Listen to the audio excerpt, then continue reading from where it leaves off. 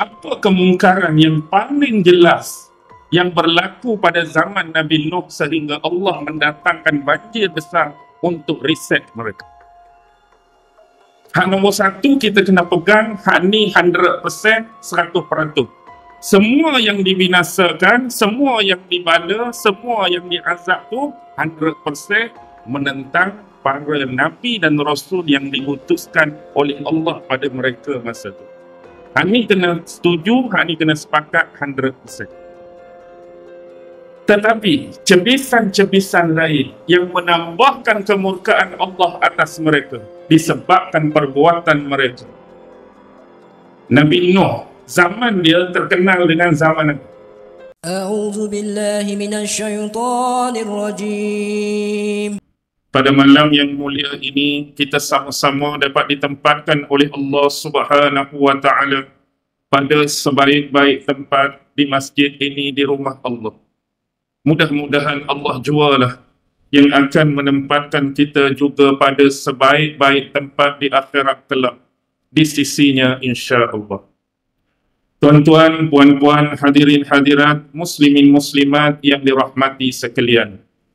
Terlebih dahulu ucapan terima kasih kepada pengurusi majlis, kepada Tuan Nazir, kepada barisan pengurusan dan pentadbiran masjid ini, Asyakirin Gombak, kerana sudi untuk menjemput saya menyampaikan ceramah ataupun kuliah pada malam ini.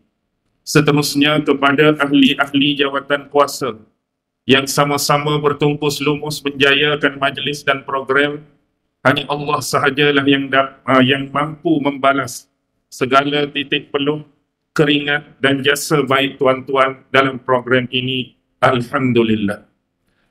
Tajuk yang diberi dan ditaklifkan malam ini ialah berkaitan dengan kaum yang pernah dibinasakan oleh Allah Subhanahu wa Ta'ala.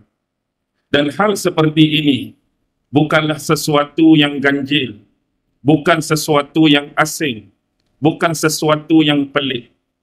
Kerana apa? Kerana kita semua, saya, tuan-tuan dan puan-puan, memiliki satu kitab yang difirmankan oleh Allah Subhanahu wa Ta'ala kepada junjungan besar Nabi Muhammad sallallahu alaihi wasallam melalui perantaraan malaikat Jibril yang mulia, iaitu Al-Quran. Dengan kata lain, berbekalkan kitab suci Al-Quran, wahyu dan firman daripada Allah. Bila kita membacanya, merujuk ayat demi ayat, merujuk surah demi surah, dan merujuk juzuk demi juzuk, pasti akan bertemu dengan apa yang kita tajukkan pada malam ini. Dia bukan milik saya tetapi milik kita semua. Sebagai pembaca Al-Quran, maka lazimlah bagi kita bertemu dengan kaum-kaum, bangsa-bangsa ataupun golongan yang pernah direkodkan dan dirakamkan oleh Allah Subhanahu wa Ta'ala sebagai istilah kaum yang pernah dihancurkan, kaum yang pernah diazab dan dibinasakan oleh Allah Subhanahu wa Ta'ala. Bila berdepan dengan persoalan ini, ada dua perkara yang paling penting perlu kita hadam. Pertama ialah, mengapa mereka dihancur dan diazab oleh Allah Subhanahu wa Ta'ala? Tu kita perlu cari tahu. Tu kita perlu dalami. Why mereka diazab oleh Allah, dimusnah oleh Allah. Dan yang kedua, bagaimana bentuk pengakhiran kehidupan mereka. Dan ini juga adalah question yang paling penting dan important, kerana juga menjadi tujuan hidup kita di atas dunia ini. Sama ada kita nak memilih jalan para Nabi dan Rasul dan hamba-hambanya yang mulia dan soleh, atau kita nak memilih jalan para penderhaka kepada Allah, para penentang Nabi dan Rasul, dan para pelaku dosa-dosa dan maksiat kepada pencipta. Baik, bila kita membuka helaian-helaian Al-Quran, dan kita perlu ingat, bila berbicara mengenai kumpulan-kumpulan, golongan-golongan dan kaum ini, dia melibatkan sesuatu yang dipanggil disiplin sejarah. Dan dalam ilmu sejarah ada manhaj, ada metodologi yang tersendiri bagaimana kita membahaskan tentang ilmu sejarah. Tetapi Al-Quran yang kita ada, Al-Quran yang kita miliki bukannya buku atau kitab sejarah. Tetapi Al-Quran ada menceritakan tentang sejarah dan peristiwa. Dia bukan datang dalam bentuk kronologi sebagaimana yang sepatutnya yang kita dalami dalam disiplin ilmu sejarah yang sebenar. Kerana tujuan Al-Quran bukan pada tarikh-tarikhnya. Kerana tujuan Al-Quran bukan pada jumlah dan bilangannya. Tapi tujuan di sebalik kisah dan peristiwa dalam Al-Quran adalah faedah yang terhasil daripadanya. Apakah ibrah? Apakah pengajaran yang kita boleh dapati daripada sesuatu peristiwa, sesuatu sejarah yang Allah rekod dan rakamkan dalam Al-Quran? Sebab itu timeline bagi Al-Quran menerusi zaman dan masa para nabi dan rasul utusan-utusan Allah. Timeline sejarah dalam Quran ditandai dengan terutusnya nabi dan rasul. Zaman Adam, contoh. Zaman Idris, contoh. Zaman Nuh, zaman Hud, zaman Saleh, zaman Ibrahim, zaman Lut, zaman Yaqub, zaman Ishaq ditandakan dengan zaman. Dan Al-Quran biasanya tidak melibatkan tarikh-tarikh tertentu sebagaimana disiplin dan manhaj dalam ilmu sejarah hari ini. Kenapa? Seperti yang saya sebut, yang Quran nak daripada kita faedah, ibrah dan pengajaran peristiwa. Dan kalau kita meneliti sejak zaman Nabi Adam, antara kaum-kaum yang begitu terkenal dan famous dalam ingatan kita ialah kaum-kaum yang awal selepas Nabi Allah Idris alaihi salam.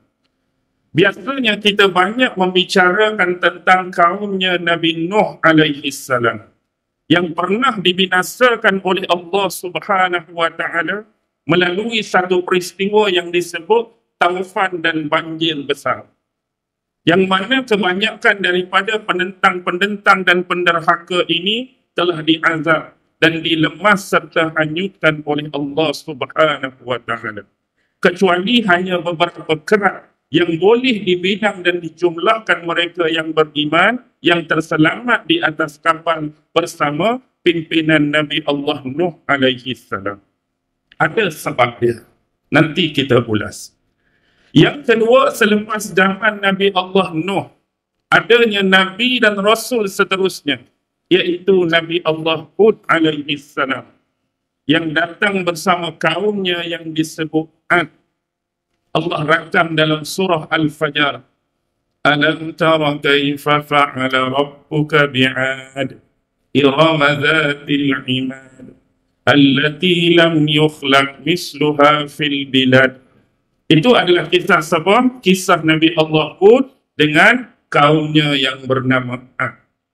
Mereka juga dibinasakan oleh Allah dengan didatangkan awan yang gelap, pekat hitam.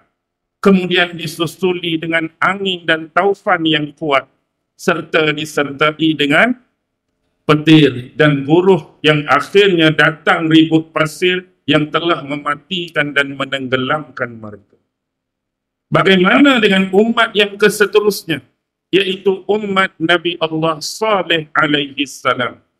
Umat Nabi Allah Saleh diberi nama Samud, yang mereka bertempat di Wadil Qura ataupun disebut dengan nama Al-Hijr. Dalam Quran ada satu surah yang diberi nama dengan penempatan mereka, Suratul Hijr. Bagaimana mereka? Penyembahan berhala masih wujud lagi di kalangan mereka. Tetapi yang paling teruk, mereka telah melakukan satu perbuatan pengkhianatan, iaitu membunuh unta betina, mukjizat bagi Nabi mereka Saleh alaihi salam. Mereka juga dihukum dan dibinasakan oleh Allah dengan suara pekikan guruh daripada langit dan diikuti dengan gempa bumi yang kuat. Bagaimana dengan umat selepas Nabi Allah Saleh? Ada Nabi Ibrahim alaihi salam. Nabi Ibrahim berhadapan dengan seorang raja, seorang pemimpin, seorang pemerintah yang pernah claiming dan mendakwa dirinya sebagai Tuhan. Diizinkan oleh Allah kepada Nabi Ibrahim untuk mendebati pemimpin ini. Lalu terjadilah dialog dan debat Nabi Ibrahim dan Namrus yang akhirnya tewas di tangan hujah-hujah, reason dan alasan yang kemas dan mantap daripada Nabi Ibrahim. Nabi Ibrahim juga dalam sejarah berhadapan dengan kaumnya yang menyembah matahari, ada yang menyembah bulan, dan ada yang menyembah bintang ataupun planet cakrawala. Dan yang paling mengharukan lagi, Nabi Ibrahim juga berhadapan dengan penyembah-penyembah berhala termasuk bapaknya sendiri. Bapa Nabi Allah Ibrahim bukan sekadar dan setakat penyembah berhala, tetapi profession dia ialah tukang pembuat patung berhala, serta mempunyai kedudukan dalam hak-hak penjagaan, hak-hak ritual, hak-hak penyembahan terhadap patung tersebut. Kalau hari ini mungkin nilai dia sama dengan AJK Masjid. Tapi mereka AJK Kuih mereka bukan nak menyamakan, maksudnya ada level lain pada orang biasa. Bagaimana pula dengan Nabi seterusnya, Nabi Lut alaihi salam? Tuan-tuan pasti teringat bila sebut Nabi Lut. Who is Lut? Nabi Lut ialah anak saudara kepada Nabi Allah Ibrahim alaihi salam. Lut bin Haran, dan Haran itu ialah adik Nabi Ibrahim alaihi salam. Dua-dua mereka ni keluar daripada bumi Faddam Aram, Babylon, Iraq kuno dulu. Selepas peristiwa Namrus membakar Nabi Allah Ibrahim alaihi salam. Mereka keluar secara berkumpulan. Isterinya Sarah dan anak saudaranya Lut dan beberapa individu-individu yang lain. Yang akhirnya bila sampai di bumi Kanaan, selepas berlaku peristiwa Raja Mesir, pemerintah Mesir yang pernah merampas Sarah daripada Ibrahim, lalu dikembalikan semula Sarah kepada Ibrahim dan dihadiahkan Hajar kepada Nabi Ibrahim. Selepas peristiwa ini, mereka kembali semula ke bumi Kanaan, bumi Palestin sekarang. Dan selepas itulah Allah mengarahkan Nabi Lut supaya mendakwahi kaum Sodom and Gomorrah. Dalam bahasa kitab Taurat itulah. Jadi pilihlah ke sana. Ada kaum yang tersendiri. Tapi yang sadisnya, kaum tersebut menyimpangi kehidupan sosial mereka, iaitu dengan menyukai lawan jenis. Yang lelaki suka sesama lelaki dan perempuan suka sesama perempuan. Dan akhirnya Allah menghukum mereka dengan apa? Dengan membalikkan bumi. Hak bumi duk alik bawah jadi alik atas, hak alik atas jadi alik bawah. Dan sekarang dikenali dengan Laut Mati, Dead Sea, dekat dalam wilayah sempadan geografi negara Jordan sekarang. Okey. Ini antara kaum-kaum yang famous, kaum-kaum yang terkenal. Walaupun kita tidak mengetahui kisah mereka secara rinci dan detail, tapi secara umum kaum-kaum tersebut ada di dalam akal dan fikiran kita. Apa perbuatan, dosa dan penderhakaan mereka, dan apa hukuman dan balasan yang Allah telah kenakan kepada mereka. Tetapi jangan lupa, di dalam Al-Quran juga ada masih banyak deretan peristiwa-peristiwa bagaimana bentuk hukuman dan azab Allah kepada jumlah yang lebih kecil. Tuan-tuan pernah mendengar tentang Ashabul Aikah. Ashabul Aikah dalam Quran. Dia ialah kaum Nabi Allah Syu'ib. Sebelum tu kaum Nabi Allah Syu'ib juga dibinasakan oleh Allah kerana penyimpangan mereka dalam konteks perdagangan dan perniagaan. Bila mereka melakukan jual beli, bila mereka membeli, mereka melebihkan atas hak mereka. Dan bila mereka menjual, mereka mengurangkan hak atas orang lain. Dengan kata lain, mereka menipu di dalam timbangan dan takaran. Dan kaum Nabi Syuaib juga adalah mereka yang suka menghalang perjalanan dan mengganggu kafilah-kafilah di perjalanan mereka. Dengan kata lain, macam sangsir ataupun gangster paduk tepi-tepi jalan, lalu orang sekat, sama. Lalu orang sekat, pau. Itu perbuatan, pau tu nak perlu suruh mudah faham lah. Bukan pau hak putih iti tu dah. Pau duit. Istilah budak-budak hari ini. Jadi itu pernah berlaku. Tapi berbeza dengan Ashabul Aikah. Ashabul Aikah ni satu grup, satu kumpulan manusia yang mereka ni ada sebidang tanah. Yang mana tanah ini dipenuhi dengan pohon-pohon dan pokok yang merimbun, lebat. Dengan kata lain, muka bumi mereka tu jarang ada tanah yang special seperti itu. Biasanya muka bumi kawasan Timur Tengah ni macam mana? Tandus, gersang, susah dan payah nak dapat air. Apatah lagi nak tumbuh tumbuhan yang merimbun, lembap. Tapi ada satu sebidang tanah dipenuhi dengan pohon-pohon. Dan mereka telah menjadikan pohon itu sebagai tempat pemujaan dan penyembahan. Kononnya pohon itu ada spesialnya. Pohon itu ada keberkatannya. Pohon itu ada, dia punya, kita kata apa bahasa mudah. Maksudnya tempat orang memohon. Tempat orang memohon, tempat orang meminta. Dia letak satu keramat, kekeramatan pada benda itu. Itu adalah kumpulan daripada Nabi Allah Syuaib. Bagaimana dengan Ashabul Ras? Dalam Quran ada penyebutan Ashabul Ras. Ras ni merujuk kepada telaga. Ada kata Ashabul Ras ni zaman Nabi Saleh. Ada kata Ashabul Ras zaman Nabi Syuaib sendiri. Ada kata Ashabul Ras zaman seorang Nabi yang bernama Hanzalah. Kenapa popular sangat Ashabul Ras? Sebab dikatakan mereka telah memasukkan Nabi ataupun Rasul tu dalam telaga. Itu Ashabul Ras. Bagaimana dengan Ashab As-Sabt? Ini berlaku ketika zaman Nabi Allah Daud alaihi salam di kota Ilya, satu tempat yang bernama Ilat. Ini geng-geng Yahudi. Sebab orang Yahudi diharamkan bagi mereka pada hari Sabtu melakukan aktiviti selain beribadat kepada Allah. Hari Sabtu tak boleh buat kerja lain.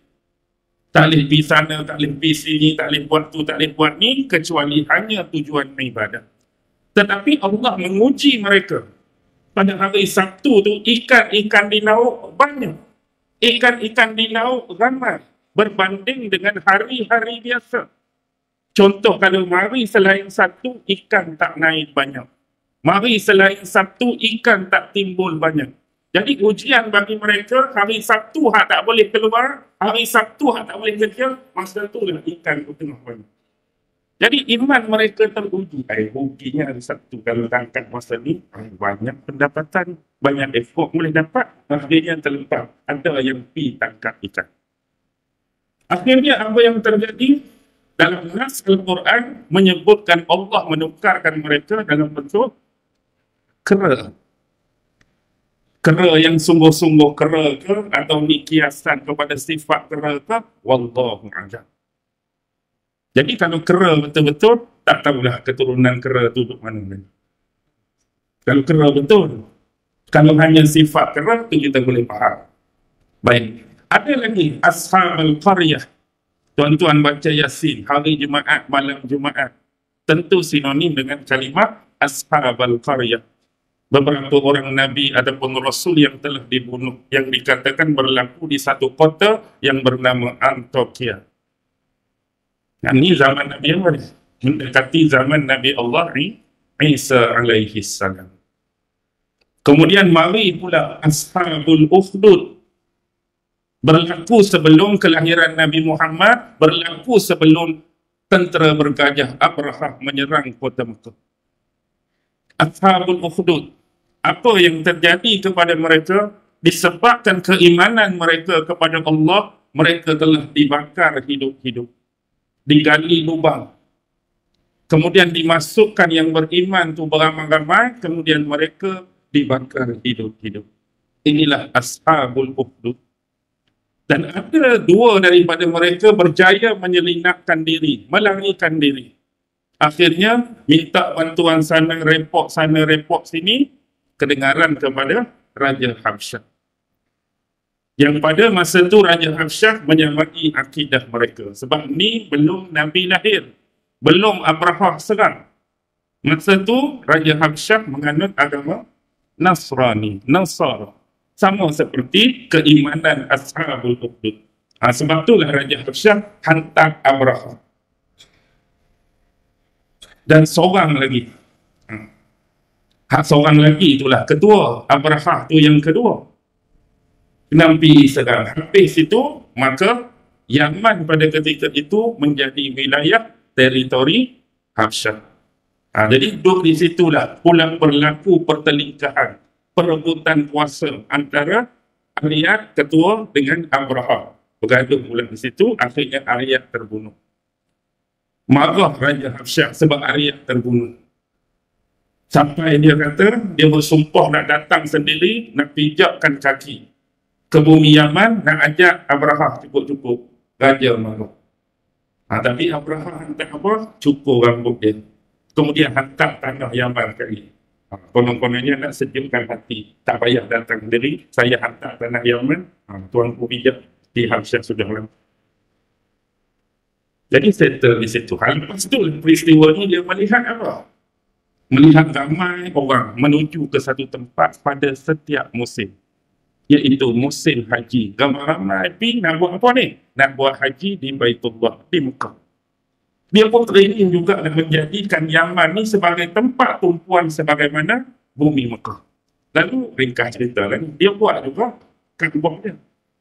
Tapi orang datang ke tak? Orang tak datang. Itu menyebabkan sakit hati tu. Dia buat tu punyalah hebat, dia buat punyalah cantik, ada emas, ada apa semua. Tapi orang tetap tak datang. Dan adalah peristiwa yang menyebabkan Abrahah bawa tentera dia nak pergi serang kota Mekah dan nak menghancurkan Kaabah. Ada Raja Tubak. Pernah jumpa nama Tubak. Wa qaum Tubba'in. Itu nama seorang raja. Ada pula cerita dengan kaum dia. Ada Ashabul Fil, Abrahah. Ini adalah jumlah dan bilangan yang lebih kecil berbanding dengan kaum-kaum sebelum ini. Tetapi yang kita nak fokus apa? Yang kita nak fokus yang awal tadi. Kaum Nabi Nuh, kaum Nabi Hud, kaum Nabi Saleh, kaum Nabi Lut, dan kaum Nabi Syu'aib. Ini adalah kisah kaum-kaum yang cukup penting untuk kita faham, untuk kita hadar. Kerana kebiasaan perlakuan, penderhakaan dan bentuk pengingkaran mereka sudah membara sampai ke zaman kita. Sebagai contoh, apa kemungkaran yang paling jelas yang berlaku pada zaman Nabi Nuh sehingga Allah mendatangkan banjir besar untuk reset mereka? Hak nombor satu kita kena pegang, hak ni 100%, 100%. Semua yang dibinasakan, semua yang dibala, semua yang diazab tu 100% menentang para Nabi dan Rasul yang diutuskan oleh Allah pada mereka masa itu. Hak ni kena setuju, hak ni kena sepakat 100%. Bila mari Nabi Nuh memberikan dakwah, menyatakan hujah, mendatangkan dalil, sekian, maka ditentang. Mari pula kaum Ad, mari Nabi Hud, ditentang. Mari pula Nabi Saleh, mari pula kaum dia Samud, ditentang. Mari Nabi Lut, dakwah pada kaum dia, ditentang. Mari Nabi Syu'aib, dakwah pada kaum dia, Ashabul Aikah, kaum dia, kaum Madian, ditentang. 100% daripada mereka menentang dakwah dan ajakan para Nabi dan Rasul supaya mereka bertaubat dan kembali ke jalan yang benar. Tetapi cebisan-cebisan lain yang menambahkan kemurkaan Allah atas mereka disebabkan perbuatan mereka. Nabi Nuh, zaman dia terkenal dengan zaman penyembahan berhala. Banyak tempat dalam Quran menyebutkan, antaranya berhala yang bernama Wat, Suwa, Yaghus, Ya'uq dan Nas. Ini adalah berhala-berhala yang ada pada zaman Nabi Allah Nuh alaihi salam. Baik, apa yang berlaku pada zaman Nabi Allah Nuh alaihi salam? Ialah terjadinya pengaidolaan, pengkultusan, ataupun terlampau-lampau di dalam memberikan penghormatan dan penyucian terhadap tokoh-tokoh tertentu. Sememangnya berhala-berhala yang ada pada zaman itu adalah terdiri daripada golongan manusia-manusia yang baik, golongan manusia-manusia yang soleh. Tetapi selepas kewafatan mereka, selepas mereka meninggalkan dunia ini, seorang demi seorang, ada sebahagian riwayat di dalam kitab tafsir menyebutkan kematian mereka berselang sebulan-sebulan. Maksudnya lepas bulan, mati hak ni. Lepas bulan, mati hak ni. Dan ada riwayat yang menyebutkan sejauh setahun seorang secara senggang. Setahun mati hak ni, setahun mati hak ni, sehingga mereka telah kehilangan orang-orang yang mereka anggap baik dan soleh dalam kehidupan mereka. Yang mana sebelumnya, apa-apa mereka mengharapkan kepada manusia-manusia yang dianggap soleh dan mulia ini, kerana doa-doa mereka dimakbulkan dan dimustajabahkan oleh Allah Subhanahu wa Ta'ala. Tetapi apabila mereka telah kehilangan tokoh-tokoh ini, maka sebahagian daripada mereka telah merintih seolah-olah mereka telah kehilangan manusia-manusia yang baik dalam hidup mereka, sampai membawa kepada pemakaman dan kubur masing-masing. Pi ke kubur, pi ke makam manusia-manusia yang baik dan soleh inilah, mereka seolah-olah meratap dan merintih. Siapa lagi yang mereka boleh harapkan selepas kematian dan pemergian tokoh-tokoh tadi? Dan dalam keadaan inilah Abang Tan masuk lubang. Tahu Abang Tan? Setan lah. Setan masuk lubang. Setan menyamarkan diri masuk dalam kelompok mereka. Memberikan cadangan, memberikan idea supaya tokoh-tokoh ini dibuat apa? Dibuat idola dalam bentuk ukiran-ukiran, dalam bentuk arca dan rupa. Yang akhirnya diminta supaya diletakkan pada tempat-tempat yang selalu menjadi tempat ibadah dan tempat mereka berceramah kepada manusia sewaktu mereka hidup. Asalnya buat saja sebagai bentuk peringatan. Buat patung kawan ni, buat patung kawan ni, buat patung kawan ni. Letak tempat-tempat yang dia biasa beribadah dan bertemu dengan orang ramai. Lama-kelamaan, setiap generasi itu pasti berubah. Dan apabila tidak diperingatkan, apa yang akan berlaku? Orang tua akan meninggalkan dunia dan generasi seterusnya tetap akan meninggal. Tapi yang tak meninggal siapa? Abang Tan tadi ya. Jadi dalam setiap masa dan setiap zaman, dia manipulit dan eksploitasi keadaan seterusnya. Kerana tiadanya peringatan terhadap hal tersebut. Kalau kali ni dia mari, Datuk Hang dulu terlupa. Dia kena kalung bunga dah. Contohlah saya nak bagi nak suruh senang faham tu. Lepas tu kena perasak, kena buat tu, kena buat ni, dia jadi lebih-lebih. Last sekali pada tahap memohon dan meminta kepada idola-idola yang diarca, dipatung, diberhalakan tadi. Terlupa dah tempat permohonan sebenar, terlupa dah tempat hajat sebenar, terlupa dah tempat meminta sebenar, ialah Allah Subhanahu wa Ta'ala. Lalu patung-patung tadi dijadikan sebagai sandaran, penisbahan dan wasilah untuk lebih doa mereka diterima dan dimustajabahkan oleh Allah melalui patung-patung orang-orang yang dianggap soleh dan mulia di sisi mereka. Daripada peristiwa inilah tercetusnya penyembahan kepada berhala. Sebab tu dalam agama kita dilarang pelampauan, menghormati dan mengkultuskan seseorang tokoh sampai terlebih-lebih. Tu baru tahap tu. Apa yang berlaku pada zaman Nabi Allah Isa alaihi salam. Akibat ghulu dan pelampauan manusia, hanya seorang hamba Allah yang bernama Isa, anak kepada Maryam, dengan gelaran Al-Masih, yang Allah bagi kedudukan dan pangkat Nabi dan Rasul, yang Allah bagi kelebihan, keistimewaan dengan mukjizat-mukjizat tertentu, seperti menghidupkan orang mati, menyembuhkan orang yang buta, menyembuhkan orang penyakit sopak, boleh mengetahui apa yang disimpan oleh ibu dan keluarga masing-masing. Akibat pelampauan nak menyucikan dan kultuskan satu-satu individu sampai tahap lebih daripada berhala tadi. Apa yang jadi? Isa itu diangkat mereka sehingga menyamai level ketuhanan. Anak Tuhan. Ataupun konteks Trinity 3 in 1. Jadi kalau tanya hak mana Tuhan, hak mana? Jadi kalau Nabi Isa itu sendiri Tuhan, Yesus itu Tuhan, jadi bila dia berdoa pada siapa?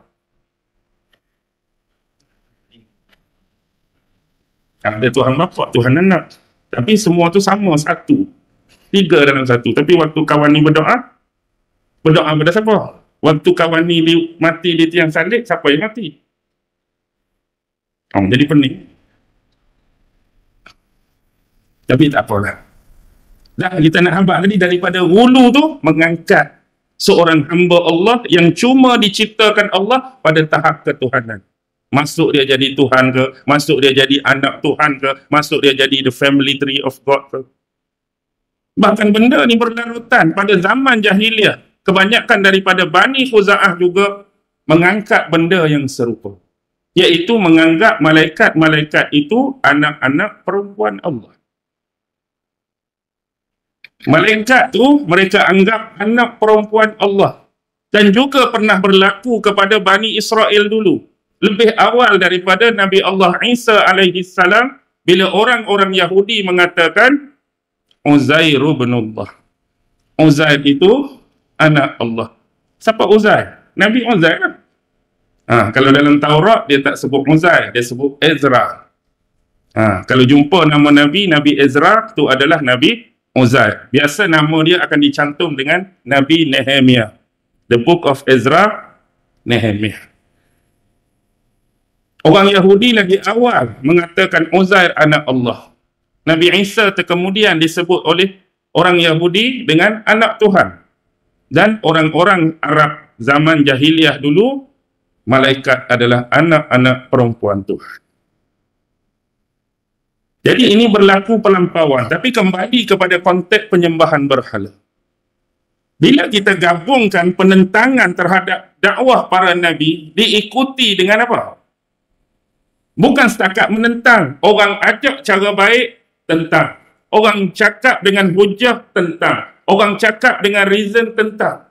Dia tak berhenti di situ. Tetapi ada permainan lain yang dimainkan dalam masyarakat untuk membunuh karakter Nabi dan Rasul itu. Ini yang disebut sebagai apa dia? Assassination character.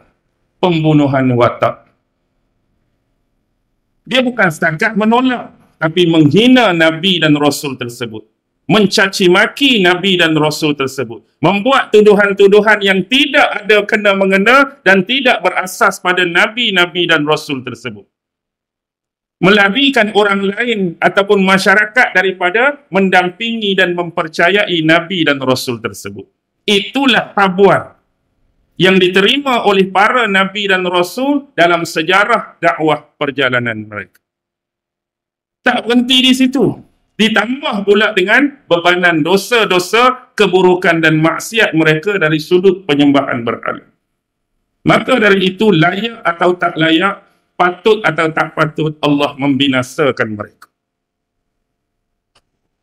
Dengan apa? Banjir? Banjir besar. Itulah habuan untuk mereka. Tengok Nabi yang seterusnya. Nabi Hud. Nabi Hud kan? Dalam surah Al-Fajr disebutkan kota mereka Ira dipenuhi dengan bangunan-bangunan yang bertiang tinggi dan besar. Maksudnya zaman mereka dah ada pencapaian yang kata hebat sesuai dengan zaman. Boleh cipta bangunan-bangunan yang tinggi, tiang-tiang yang besar, gedung-gedung yang hebat.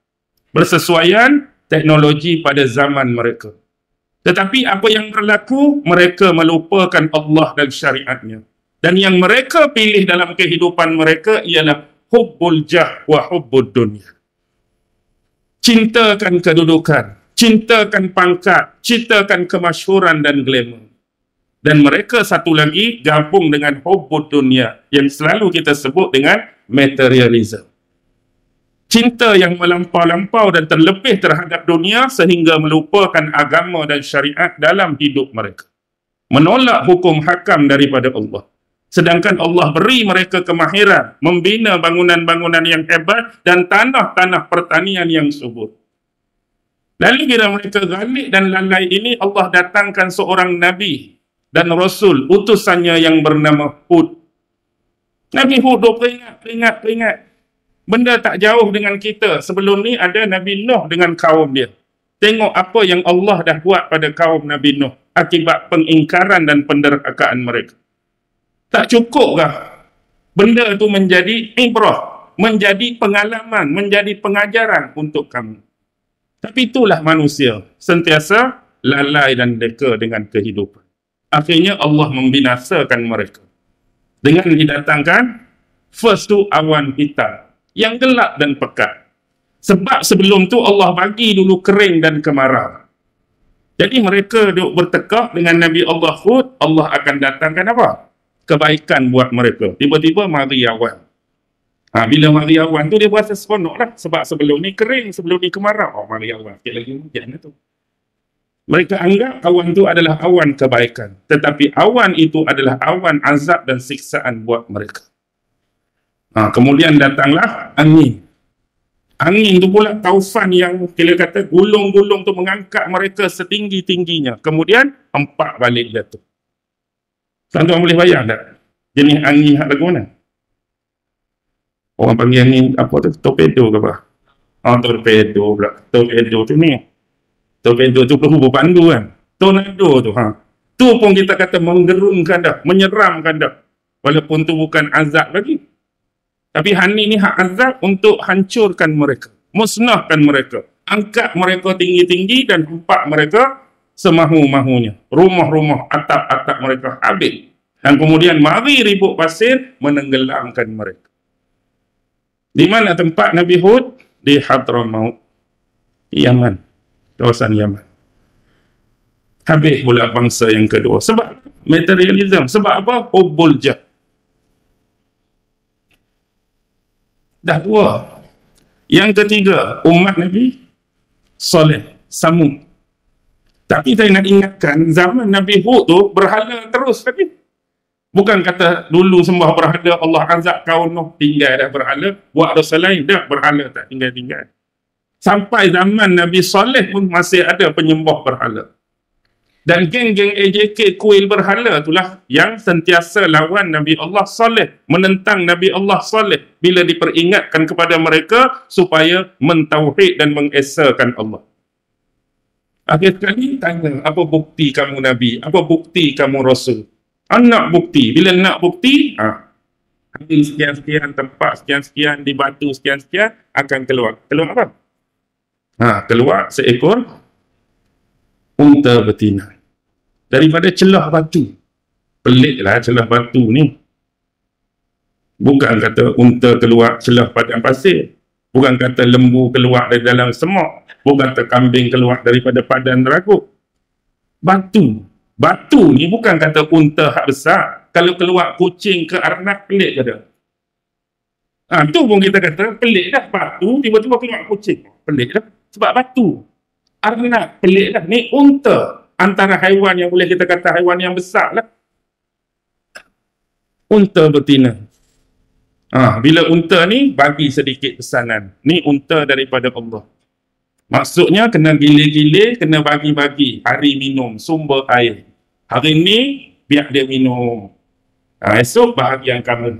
Esok, lusa, tukar, gilir-gilir. Jadi lama-kelamaan dah ke mana? Susah lah, bermasalah lah. Sebab sebelum ni boleh guna overall, sekarang kena catu. Kena gilir dengan siapa? Gilir dengan unta Nabi Saleh. Nabi Saleh pesan dah, jangan apa-apa. Jangan khianati unta ni. Ni unta daripada Allah sebagai mukjizat. Akhirnya mereka buat apa kat unta tu? Mereka mengkhianati, mereka bunuh unta tu. Dan ketika mereka bunuh tu, unta tu dah ada anak. Oh, saya terlupa tadi. Unta keluar tu, kenapa jadi ada anak tu? Sebab dia pernah unta betina yang dah mengandung. Oh, unta tu pelik dah, lepas tu dalam keadaan mengandung pula mari ikut celah batu. Kemudian anak dia juga dibunuh oleh 9 orang Al-Gojo. Adalah dalam tafsir nama-nama mereka. Asalnya mereka pun gerun juga. Bila kata ni unta Allah, bila kata kalau buat sesuatu akan jadi apa-apa. Tapi ni nak cakap perangai. Bila ada orang yang menghasut. Dan hasutan tu pula lebih kepada apa? Mari makcik ni. Makcik ada anak perempuan cantik-cantik. Jadi ramai-ramai cantik ni, kalau kamu sanggup bunuh, kalau kamu sanggup buat sesuatu kat unta ni, pilihlah nak ambil anak makcik cantik mana. Asalnya rasa dah takut tu, gerung tu, marilah jenis dugaan-dugaan celah tu baru. Mari rangsangan tu, suntikkan ni, terbawa-bawa. Kemudian mari pula janda cantik yang kaya, yang ditinggalkan oleh suami dia harta yang banyak. Kalau kamu sanggup buat kat unta ni, kalau kamu sanggup bunuh kat unta ni, aku milik kamu dan harta ni juga milik. Dia marilah kat dudak tu. Tuan-tuan nak ke mana? Kita tak diuji lagi lagu tu kan? Bila mari ujian lagu tu. Besar ujian tu. Akhirnya terbunuhlah unta tu. Bila terbunuh, diberikan peringatan pada mereka, bergembiralah kamu di kediaman, di rumah kamu masing-masing, cuma 3 hari. Hari pertama, wajah kamu akan bertukar menjadi warna kuning. Itu tanda dia, sebelum azab datang. Hari yang kedua, muka kamu akan bertukar jadi color merah. Hari yang ketiga, muka kamu akan bertukar jadi color hitam. Lepas tu, hari seterusnya tunggulah azab daripada Allah. Tapi diberi peringatan pun mereka masih main-main. Walaupun hari pertama jadi kuning sungguh. Dan kalau kita benci macam mana pun, tentang macam mana pun, kalau dah tanda tu dah terjadi, kuat-kuat, kuning sungguh dah hari mula-mula, takut dah aku nak bertaubat lah. Sebelum hari hak merah, hak hitam. Sebab hari dah tanda kuning tu. Tapi dia duduk main-main. Mari pula hak merah, main-main lagi. Mari pula hak hitam, main-main lagi. Habis. Tapi sebelum tu, jadi azab, mereka pernah merancang nak pergi bunuh Nabi Saleh. Kita ni takkan setakat nak bunuh unta dia saja. Dengan Saleh sekali dia nak bunuh. Tapi dalam perjalanan tu, apa yang terjadi? Allah gemparkan bumi. Sehingga mereka ditimpa dengan batu-batu. Kemudian azab seterusnya datang. Kita panggil apa? Kalau orang Kelantan dia panggil pelangkar. Pelangkar tu apa? Bukan cat pelangkar tu. Pelangkar ni kilat tu. Petil. Pelangkar. Sabung menyambung. Boleh satu bahasa Kelantan tadi kan? Pelangkar. Okey. Habis. Kemudian mari pula umat Nabi apa? Nabi Lut. Perangai apa? Istilah hari ini kita sebut LGBT. Itu nak menunjukkan kita lagi teruk daripada Nabi Lut. Kalau dulu laki dengan lelaki, hari ini apa istilah dia laki dengan lelaki? Kita sebut homo atau gay. Kalau perempuan dengan perempuan, lesbian. Dua tu je dulu. Kita hari ini LGBT tambah lagi tu. L lesbian, G gay, B bisexual, T transseksual. Lepas tu dia tambah apa-apa lagi. Jenis spesies lain lagi. Melibatkan jenis naluri manusia. Sebenarnya banyak lagi istilah tu. Tapi benda hak lain tu kecil-kecil dan jarang berlaku. Hak jenis macam mana? Hak jenis laki-laki, perempuan dengan perempuan. Lepas tu ada hak jenis lagi mana pula? Hak kecil-kecil tu. Hak jenis bergabung. Tahu tak bergabung? Bergabung. Contoh perempuan seorang, lelaki 3. Tu ada istilah dia. Saya pun tak reti, tuan-tuan kena cari sendiri lah. hak jenis bergabung. Perempuan seorang. Ada hak jenis suka tukar-tukar. Dia puas dengan bini dia, hang ambil bini aku malam ni, aku ambil bini hang malam ni. Tukar-tukar. Ada macam ni? Ada. Bahkan ada yang tak undang lelaki lain, suruh lelaki lain tu main dengan isteri dia, tapi dia hanya seronok menyaksikan. Dia bukan jenis dia yang buat dengan bini dia. Dia panggil siapa-siapa. Hang balun bini aku tengok saja. Dia rasakan keseronokan melalui penyaksian. Ada jenis hak mentaliti aku tu. Macam-macam lah orang. Penyakit mental lah. Ada jenis bukan dengan manusia. Tengok kuda terangsang, tengok lembu terangsang, ada biasa tu. Dah kuda besar sangat, lembu besar sangat, ayam yang kena, kambing yang kena, macam-macam. Lepas tu ada jenis bukan binatang, tapi kepada buah-buahan ataupun sayur-sayuran. Jadinya terung kena, timun kena, lobok kena. Yang itu kita tengok hak berlaku. Lepas tu hak ganjil-ganjil tu biasalah. Contoh hak ganjil-ganjil apa dia? Vacuum kena. Kalau jenis vacuum kita nak bagi exoskeleton, no. Rem buat sikit dah. Macam-macam lah orang. Dan sebab dia obses dia tu jenis, tapi hak tu hak nadir lah, maksudnya hak jarang-jarang, bukan dalam ramai-ramai tu. Tapi penyakit ni jenis lagu mana dah tak tahu. Jenis mental juga. Maksudnya lebih lagi. Lepas tu mari pula zaman Nabi, kalau Allah balik bumi tu padan dah, dia apa buat tu, balik bumi. Lepas tu siapa? Hak Nabi Syuaib tadi, menipu, meniaga, menipu urus niaga, menipu transaksi. Baik, kalau tuan-tuan fikir, ambil yang 5 ni. Adakah selepas diberi hukuman, diberi azab atas perbuatan-perbuatan tu, habis dah ke cerita ni? Habis dah ke cerita ni? Maksudnya lepas kena banjir besar, memang tak ada dah hak sembah berhala. Sebab hak banjir besar dulu, sebab orang sembah berhala. Bila mari tu semua orang takut, tak ada dah. Dia cuma buat dosa lain.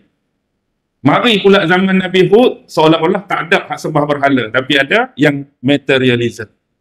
Bila kena dekat Allah, tak ada dah hak berhala, tak ada dah materialism. Sebab tu yang berlaku, bunuh mukjizat. Lepas tu bila bunuh, tak ada dah orang bunuh mukjizat, orang pergi kepada perlakuan songsang tadi. Bila kena balik bumi, tak ada dah orang berani buat songsang. Orang buat apa? Menipu timbangan. Tapi hakikatnya, semua benda yang dilalui dan telah diazab oleh Allah, ada tak zaman kita? Dia terus berakar, dia terus membara.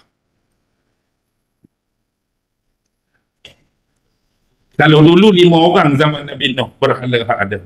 Zaman Nabi itu ada 3, zaman Nabi ni ada 10, zaman Nabi ni ada belah-belah. Sebut kat saya berapa agak-agak jumlah berhala hak ada sana.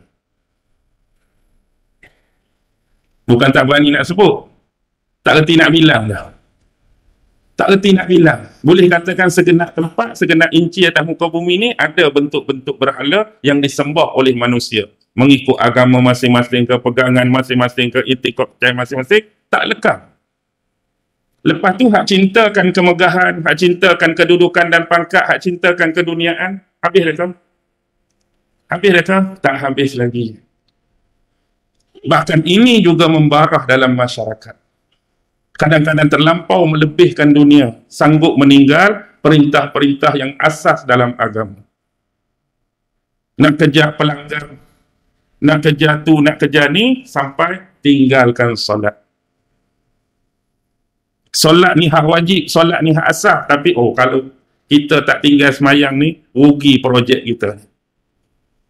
Sebab kita tinggal semayang ni, selamat lah. Kalau tulis saya, dapat projek. Kalau semayang tadi, dapat dapat. Contoh lah tu. Semayang 5 minit, berat. Tapi dia duduk wet tayar kereta dia. Dia duduk kiwi kereta dia, pusing sana, pusing ni, 3 jam beres. Ada tak orang penyakit macam tu? Bukan penyakit hak semayang tu, biarlah dulu. Habis dia jenis 2-3 jam duduk tempat yang menjadi hobi dan kegemaran dia. Maksudnya kereta tu, belah ni berkilat dah. Kata lagi 3 cara tak wajib. Dia tanya habis 20 minit tu. Nampak sengit sikit bang ni. Dia betul kat sengit tu. Nampak kala ni usam ni cerah. Dia zuz. Hampir 3 jam itu. Hobi punya. Tapi semayang 5 minit jadi berat. Mancing masuk hutan. Bermalam-malaman, berpagi-pagian. Ada yang sanggup tinggalkan solat. Mancing tu tak ada masalah. Yang bermasalah tinggalkan solat tu. Buatlah apa hobi, buatlah apa kegemaran yang asas yang menjadi perintah Allah, jangan tinggal. Sama macam LGBT tadi. Adanya asal LG saja kan? L dengan G saja. Tu pun jadi peti air dah. LG, peti air. Jadi tambah pula BT dan huruf-huruf yang lain. Hilang ke tak hilang? Allah balik bumi, tak hilang. Tumbuh lagi akronim-akronim huruf yang tak apa-apa. Hak menipu dalam perniagaan, ada. Menipu dalam timbangan, ada. Dan kita kena connection dengan bentuk-bentuk transaksi perniagaan hari ini. Kalau dulu mungkin timbang menimbang, takar menakar. Hari ini tipu produk, termasuklah. Tipu kandungan, kalau makan benda ni jadi macam ni, padahal tak ada apa pun. Tipu khasiat dia macam ni, khasiat dia macam ni, padahal kosong pun. Tak ada benda terlarang, tak ada benda tu, padahal ada pun. Itu bentuk-bentuk yang kita boleh samakan dengan apa yang berlaku. Benda tu tak hilang tuan-tuan. Malah terus mekar, terus membarak, terus subur dalam masyarakat. Kalau dulu guru-guru selalu besar. Tuan-tuan pernah tengok tak permainan wayang kulit? Permainan wayang kulit, pernah tengok? Antara watak utama wayang kulit, siapa kenal? Negeri berbeza kok. Kalau Kelantan dia watak dia nama sekian, negeri lain watak sekian.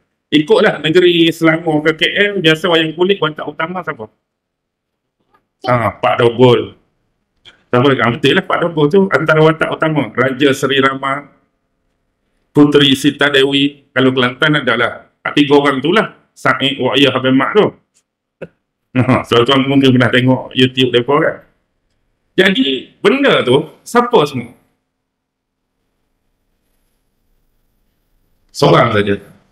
Siapa pun nama yang dimainkan, semuanya adalah Tok Dalam.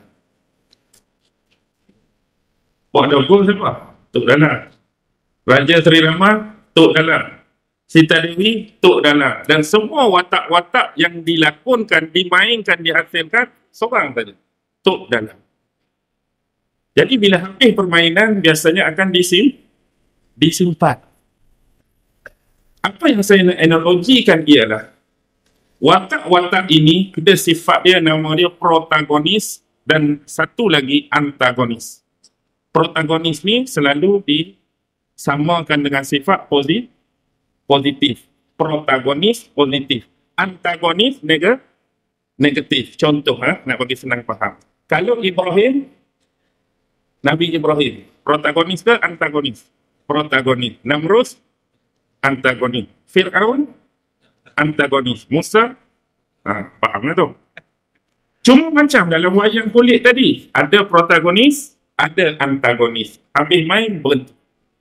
Apa yang guru-guru dulu pesan dan analogikan ialah, bila disimpan, jangan sesekali kamu menghidupkan balik watak-watak antagonis.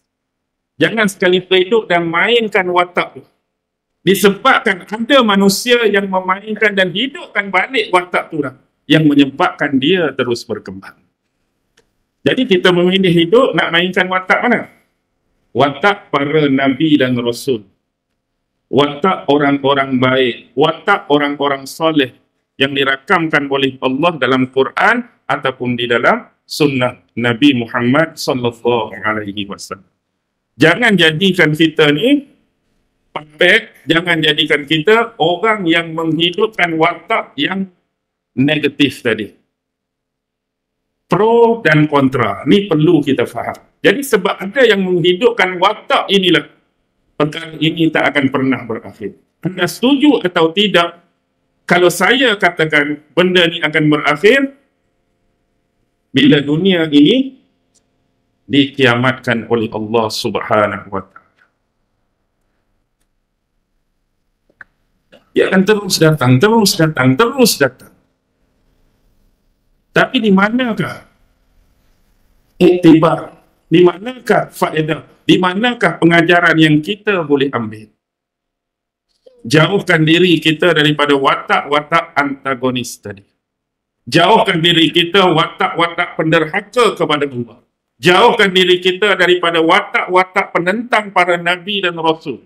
Jauhkan diri kita daripada manusia-manusia yang mencaci maki, memperlekehkan, merendah dan menjatuhkan martabat para utusan-utusan Allah Subhanahu wa Ta'ala. Dan pengakhiran kesudahan kehidupan mereka, tuan-tuan, diberikan jawapan oleh Allah. Jawapan pengakhiran kehidupan kepada penderhaka kepada Allah, jawapan pengakhiran kehidupan kepada penentang nabi-nabi dan rasul, dan pengakhiran kehidupan kepada orang-orang yang meremehkan, mencaci maki, menjatuhkan assassination character terhadap utusan Allah, sudah diberikan jawab. Akhirat atau dunia? Akhirat atau dunia? Dunia banjir besar. Dunia dibalikkan bumi. Dunia mari ribut. Dunia mari taufan. Dunia mari gempa bumi. Dan tuan-tuan, semestinya lebih tahu dengan pemahaman hari akhirat, bentuk balasan yang lebih besar dan teruk yang akan mereka terima di ni baru dunia ni. Allah tunjuk akhirat besok. Tapi hari ini tuan-tuan, lihatlah apa yang berlaku menerusi sistem yang ada. Contoh, selalu saya umpamakan, nak suruh tuan-tuan berfikir. Baik, ini apa? Air mineral. Cuma saya nak suruh bayangkan ini adalah botol minuman keras dan dalam ni adalah arak. Bayangkan saja. Dalam bentuk analogi, percontohan dan pengajaran. Kalau kita berjalan melewati mana-mana jalan, mana-mana lorong secara rumusan dan kesimpulan. Kalau hari ini kita boleh tengok daripada pelbagai pecahan agama. Ada orang Hindu minum arak. Kenapa kita kata ada? Sebab ada. Ada orang Kristian minum arak. Ada. Ada orang Buddha minum arak. Ada. Ada orang Yahudi minum arak. Ada orang agama lain minum arak.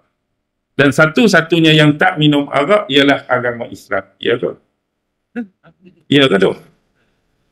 Ada yang minum ke? Tak minum langsung? Ada. Itulah jawapan dia. Maksudnya, walaupun pada hukum asal, semua agama kepada pemeluk-pemeluk yang minum minuman ni, apa hukum dia?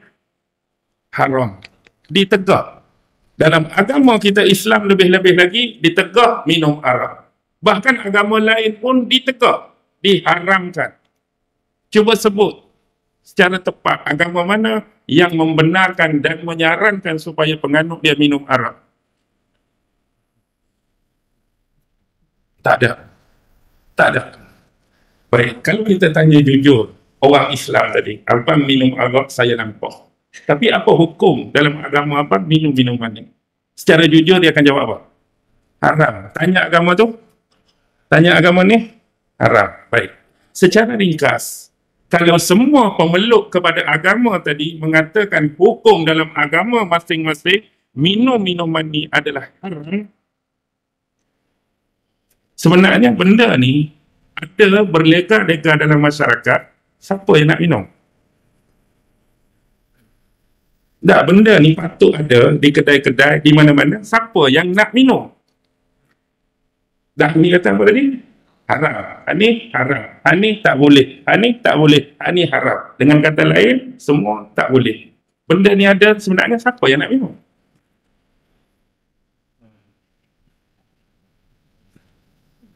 Ni ada hari ni. Kedai itulah kedai ni. Siapa yang nak minum sebenarnya? Dalam keadaan semua tak boleh, dalam keadaan semua haram. Siapa agak-agak nak minum? Yes. Dia nak mencari dan memunculkan orang yang akan memecahkan tradisi dan gap tadi. Siapa yang akan pecahkan benda itu? Orang-orang yang ingkar dalam agama masing-masing. Orang-orang yang lalai dan leka dalam agama masing-masing. Orang-orang yang memecahkan, menerobos hak dan larangan agama masing-masing. Hak teroboh itulah, hak pecah itulah akan minum benda. Sebab apa minum? Sebab benda tu ada. Kalau tak ada, siapa nak minum? Tak ada. Kita tak mau benda ni ada dalam masyarakat kita. Tak ada orang minum. Tapi sebab benda ada, orang baik pun akan terlepas. Orang baik pun akan terkesan. Orang baik pun akan teruji. Orang tu pun akan terliur. Orang ni pun akan terasa. Sebab benda tu diadakan. Ini baru satu. Bagaimana dengan perzinaan? Agama mana yang suruh penganut dia berzina? Oh, memang agama kami tu kalau boleh 5 kali sehari berzina. Agama mana? Itu contoh lah, suruh faham. Ada tuan-tuan. Maksudnya hubungan yang tidak sah. Ikutlah cara perkahwinan agama masing-masing tu. Kita tak letak petikai kat tu. Maksudnya yang bukan sah. Maknanya lelaki dengan perempuan yang tidak ada ikatan dari sudut akad perkahwinan masing-masing. Semua tak dibenarkan. Yang jadi ada rumah urut hari ini. Yang jadi ada tempat pelacuran hari ini. Yang jadi ada tempat hoha-hoha hari ini. Yang membenarkan dan melegakan perbuatan tu. Siapa yang nak berzina kan? Tempat tu siapa yang nak masuk? Dan agama ni larang, agama ni larang, agama ni larang, agama ni larang. Buat benda tu siapa nak masuk situ? Macam tadi juga. Bila ada, apa jadi? Nampak seksi juga. Okey lah, montok ke gebu-gebu ke, terangsang, tertarik. Dah bila ada? Akan ada pelaku dia yang seterusnya. Kalau tak ada, settle. Judi. Agama mana yang menghalalkan dan kalau boleh, menyarankan supaya penganut agama dia berjudi? Cuba sebut. Ada tak? Agama kami memang suruh berjudi. Sarankan berjudi. Supaya kaya dan maju jaya. Ada? Dan hak perintah agama sungguh lah. Berpandukan ajaran. Bukan hak perangai hang, hawa nafsu hang. Tak mau. Tak ada. Jadi bila tak ada, sport toto ke apa, Magnum ke apa-apa hak berunsurkan judi, ada tu siapa yang nak berjudi? Siapa nak berjudi? Dah hak ada tu lah. Siapa nak menikam kan? Kita cukup dengan hak Apache lawan 80 handah lah. Ingat tikam Apache? Tak ingat kan? Yang koyak-koyak tu kan ada kan yang popular Apache tu. Tikam-tikam nombor ni tengok, dapat 5 kupang, dapat 2 kupang, tikam tu lah kita pun. Tu pun dia muncul bermusim dekat-dekat nak raya. Tapi hak betul-betul ni, siapa nak berjudi? Haram, tak boleh. Tapi bila ada, baru buka ni. Tak pernah try RM1. Try RM1. Amoy, RM1. 4708. RM1 tu sebab apa? Bukan ada niat nak suruh kena pun try. Dah ada. Tiba-tiba minggu depan naik first price 4708. 20,000 katakan. Tadi niat nak main-main, dapat subuh 20. Agak-agak berhenti ke, tikam lagi depan.